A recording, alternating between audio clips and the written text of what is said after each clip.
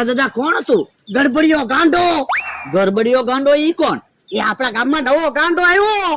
જો બોલો, કઈ બોલ્યો નહીં ને સીધો આપણને બેને ઢીબાત મીંડો ને. પણ ઈ તો ગાંડો છે, ઈ થોડો આપણને ઓળખે. ઈ હાસુ તો બધાને આપણે જાણ કરવી પડશે. હું ના રે ના, કોઈને કેવું ના, ગાંડો હોયો જાહે. ત્યાં ભોળા દાદા, હવે તમારી વાડીએ તમે કેમ જાશો? મારે તો વાડીએ જાવું જ પડશે ને, તમે તો તમારા ઘરે વયા જાહો. મારે ઘરે કેમ જાવું? રસ્તામાં ગરબડિયો ગાંડો મળ્યો હોય તો મને નો ઢીબી નાખે. પણ અહીંયા ઈ બાજુ ક્યાં ગાંડો છે? મારી વાડી બાજુ ગાંડો છે. એ તો તમારે વાડીએ નથી જવું. હાલો અહીંયા આપણે બે સાપુએ રમી. બે બાપા, કાય સાપુ યા રમવું ના, ખિસ્સામાં નાના છોકરાની જેમ સાપુ લઈને ફરે તે.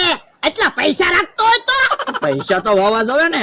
આ તો તું અહીંયા ઉભો રે, હું વાડીએ જાઉં. મારો માણસ એના ગામડે ગયેલો છે.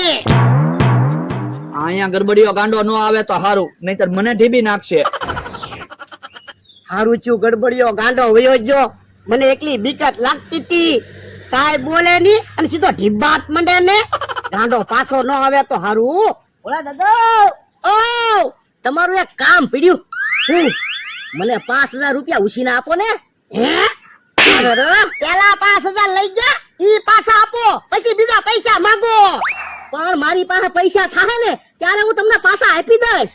હવે કેવી વાત કરો, તમારી પાસે કેદી પૈસા થાય? યો બોલો, તમને તો મારી ઉપર થોડો ક્યાંય વિશ્વાસ નહીં. એ નથી વિશ્વાસ. પેલાના પૈસા આપો, પછી બીજા પૈસા માંગો. હે?